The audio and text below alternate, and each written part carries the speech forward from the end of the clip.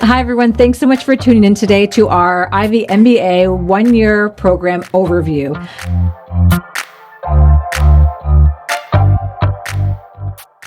I'm Lindsay Littman. I'm the director of our full-time MBA recruitment and admissions team, joined by my lovely sidekick, Aimee Froud. Hello, happy to be here. Really excited to be providing this update today with Lindsay. So it's an important update about a new start date for our program. Change. A big change. For the longest time, whenever we'd be on the road, it was always like, why are you a March start? Why are you a March? And, we'd be kind of quipped like, well, we're unique and we like to be different. And now here we are moving to January. Right. Yeah. So we called ourselves the square peg and the... Yes, that's right. That's right. The circular hole. Well, we're going to align now for... Yeah, a little bit of alignment. A little bit. Yeah. Still not a September start, still a January start. Yeah. Effective for our 2027 intake moving forward. So this is very timely because applications are open now.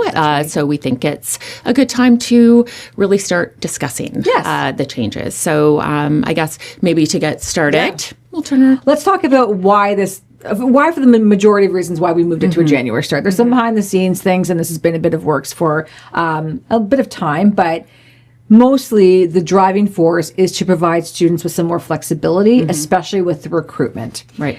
When we were a March start, back in the day when this all started several years ago, recruitment was at its crux in the September forward timeframe. So this gave students a lot of time to work with career management, get on the interview skills, meet companies and alumni, get their grades from core to apply for these roles.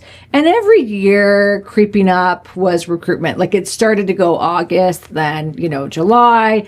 Now career management offers their inaugural Get Connected kickoff event the first week of May. Right. So for a March start, that's a lot of pressure on students. There's not a lot of time to prepare for it, to explore the companies.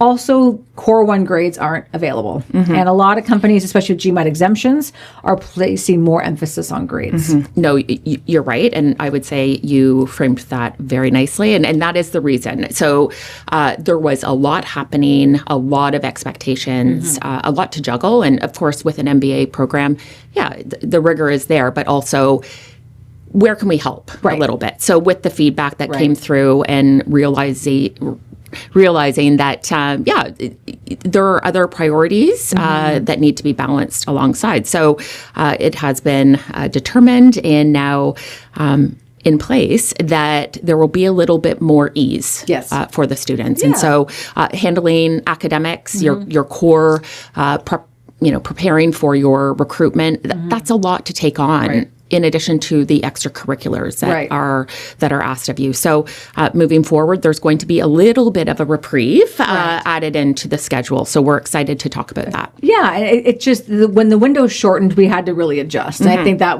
we want to satisfy both students and our corporate partners. And when the corporate partners need certain things that we can't give them, then it was time to let's pull this back a little bit. By this change, it doesn't mean the program is less rigorous. We are still a one-year full-time rigorous program where you can't work during the program. The demands are there beyond the classroom for recruitment. But to your point, we added in more ease and flexibility to how you use your time. So that will help. But part of this overview, we really want to reinforce to you, the listener, the hopefully future student and prospective applicant, this is not a while you work program. So you really, really do have to give up your full-time job, move to our lovely city of London, Ontario, and be immersed in the campus experience from a January to a December timeframe. So now it is all in one calendar year. Yeah, exactly. And so I think, really what this is going to provide to you is the flexibility and the customization that we've listened to that over the course of time. And I think that's what this is truly going to deliver, that you're going to be in a better space moving forward, to be prepared and to really have some time to think through what it is that you want to take on during the summer months, whether it is maybe a little time away, maybe to recoup, or maybe you do want to add on a few elective courses. You're more than welcome to do that. And there has been a slight shift with the electives as well that we can talk about. But I think moving forward, what we want to really drive home is that the rigor is still there. The main framework of the program still is in place in terms of what the outcomes are. Right. And really thinking about the leadership essentials and which are now cornerstones. Which are now, and the three C's, as we say. Absolutely. But you're right. The intent of us being a leadership school remains. The focus of a 1-year program remains. Right. The focus on case learning remains. It's just we're 2 months earlier. So we'll do a quick walkthrough of the structure. I mean, our website has obviously the full details of all the courses per core, per electives, but we thought this is kind of a helpful session just to walk through it at a high level, what the revised 1 year looks like. Right. Yeah. And so getting started, when we're thinking about program start date, we will still have now, we have something called PKP that will still be in place. Right. So just to make mention of that, we're really going to be focusing on, the changes to the program itself. Right. But that will still be in place for, we call it the boot camp pre-program. We will be starting in January. Right. So January will be Core 1, January right through until March. We'll be looking at, pretty similar courses that we're working with currently. So we're looking at ops, we're looking at accounting and communications, we're looking at also marketing, economics, DMA, all of those. 11 in total of those core courses. There are 3 additional ones that are integrated into the second half, into the elective portion. But those will remain the same. The rigor, the hours in the classroom, we're looking at Monday really through Friday, with the exception of a few tweaks. And so maybe you'd like to speak. It's a little bit, before our schedule is so much more, from this half to that half, it's set this way and then that way. It's a little bit more fluid now. So during the core, what the team has decided to integrate are having really Fridays off for the most part. I always can say for the most part, just in case things might change. But as it stands now, Fridays are a day for students to use for reflection, recruitment, learning team sessions as they see fit. So for the first 6 months, you are going to be on campus in class Monday to Thursday, pretty much absolutely. The Monday, Tuesday, Thursdays are your typical class structure of a learning style, homework you've done in advance, you work with your learning teams, etc., usually for half the day. So you had early morning start, early afternoon finish, roughly. Right. Wednesdays, what's changed, and it's due to feedback, and again, us trying to evolve and be innovative and really encourage thinking outside the box, is a live case class, essentially, on Wednesdays, where it may not be as prescribed class experience as the Monday, Tuesday, Thursday. We're not going to say too much more on it right now because it's still early on, but that's what's forecasted, is it to be a little bit more experiential learning, a little bit more conversation that's not as prepared for as the other classes. And that's really for the duration of core. So again, that first 6 months. And as Aimee mentioned, like divide into Core 1 and Core 2, really with core wrapped up by the end of May. Right.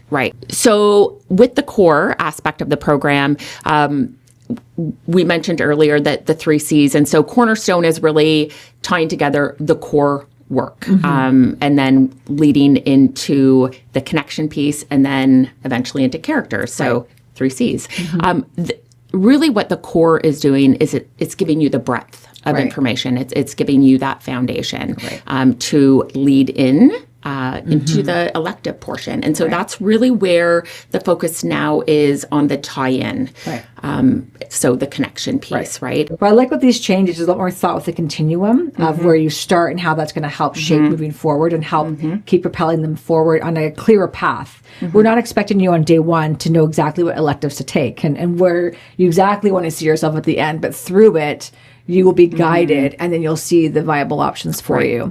Yeah, and I think that ties into the feedback piece, which has nicely been incorporated into this new model as well. So it's kind of like that ongoing feedback, having that connection piece. Okay, is this aligning with what I need? Am I learning what I need as well? And so you're getting feedback ongoing through your learning teams, also through faculty. There are other pieces also implemented into that. So it's pretty slick in terms of how they've thought about that. And it's very, would say holistic. Yeah, I agree. And then there are other milestones that are added in, which we're not going to speak to today. Those are, again, some information, you'll know it when you need to know it. And the details are there. But we want to just make sure you get a sense of what does a day-to-day sort of look like? What can I expect out of the 1 year, especially with some of these changes? Now, with electives beginning early June, there's electives essentially 2 terms, June till August and then September to December. You need to take at least 6 elective courses in order to fulfill your graduation requirements. The new change, well, that's a new change as well. It used to be 9, now it's 6. But the additional change is that you actually, as a student, have 4 weeks during that first term to decide what you want to do with those 4 weeks. So you may decide to take an extra elective course. You may decide to spend the time, especially in July, the heart of management consulting, investment banking, recruitment. You might think, I need to focus on this and go to all the interviews and network and spend all my time doing that. You might have a family and have some commitments. You need to take time off away from campus and spend time with them. So that is, when you mentioned earlier about the flexibility, that's a really pivotal piece of flexibility we've added into the 1 year with this change. So, as Lindsay said, nicely covered the first term of elective courses. Now, looking ahead to the second part of electives, that really is an integration of a few core courses, also intertwined with your own elective courses. And we've got the international study trip option in there as well. More details on the website. We won't get too granular on that. Same with the exchange. Same with the exchange. So there are opportunities still to venture out. That has not changed. Obviously, a great opportunity if that's something that you're interested in exploring.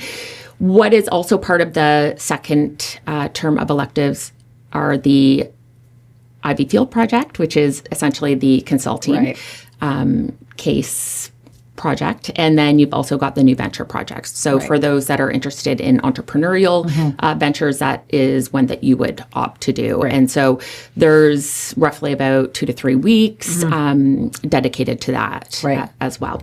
So yeah, I mean, there's still a lot of the same great courses. It could just be that they've moved around a little bit, tweaked the schedule for different reasons. Yeah, absolutely. And like you said, there's some little overlap of core that trickles into electives. Like you do have to take IFP or NVP, and that's an elective time frame, but you have to choose one of them. So, and that was consistent from before.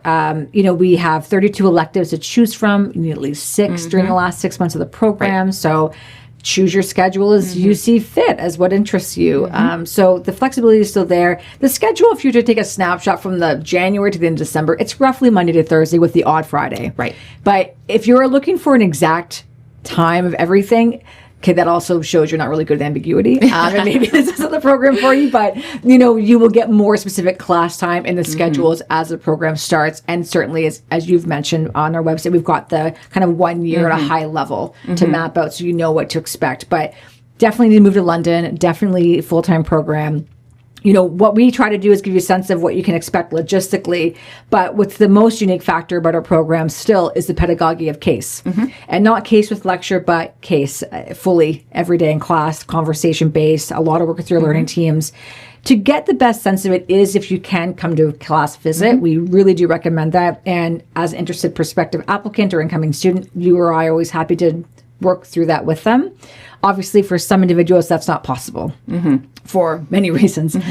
So a good, I guess, compromise is listening to our YouTube video that the team put together last year. It's off our main site. It's on YouTube, but it's a case simulated class that really is about 15 minutes long, and it allows the viewer to get a sense of, okay, what would the day-to-day experience be like in a case class? How do I get a sense of this?